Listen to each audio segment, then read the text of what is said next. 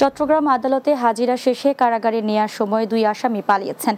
জেলা আদালত ভবনের নিচতলার হাজতখানার সামনে এই ঘটনা ঘটে। আসামিরা হলেন ইকবাল হোসেন ইমন লোহাগাড়া থানার একটি হত্যা মামলার আসামি, অন্যজন আনোয়ার হোসেন সীতাকুণ্ড থানার মাদক মামলার আসামি। আদালতের কার্যক্রম শেষে নিচতলায় হাজতখানায় রাখা হয় তাদের। দুপুরে অন্য আসামিদের সঙ্গে ফের তাদের কারাগারে নিতে হাজতখানা থেকে বের করা হলে কৌশলে তারা পালিয়ে যায়। চট্টগ্রাম জেলার অতিরিক্ত পুলিশ সুপার মোহাম্মদ রাসেল বলেন, তাদের গ্রেফতারে অভিযান শুরু হয়েছে। চট্টগ্রামের কর্ণফুলী উপজেলার বড় উঠানে জয়নাব বেগম নামের এক গৃহবধূ রহস্যজনক মৃত্যু হয়েছে। উপজেলার বড় উঠান ইউনিয়নের জাগিরপাড়ায় শ্বশুরবাড়ি থেকে তার মরদেহ উদ্ধার করে পুলিশ।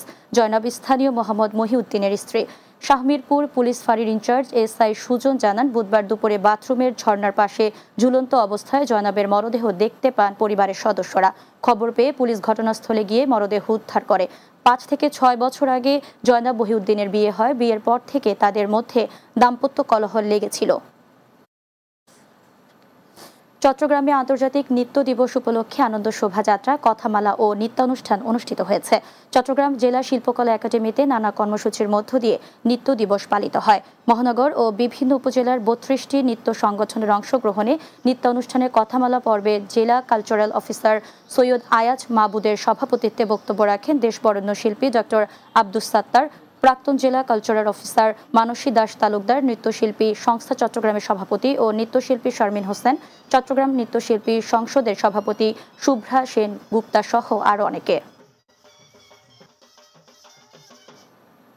শেষ করব দিনের বাংলা। যাওয়ার আগে সংবাদ শিরোনামগুলো জানিয়ে দিচ্ছি আরো একবার। প্রতিনিয়ত যুদ্ধের হুমকিতে প্রস্তুতি না রাখা আত্মঘাতী হবে বললেন প্রধান উপদেষ্টা। যুগোপযোগী বিমান বাহিনী গড়ার প্রচেষ্টা অব্যাহত রাখার আশ্বাস।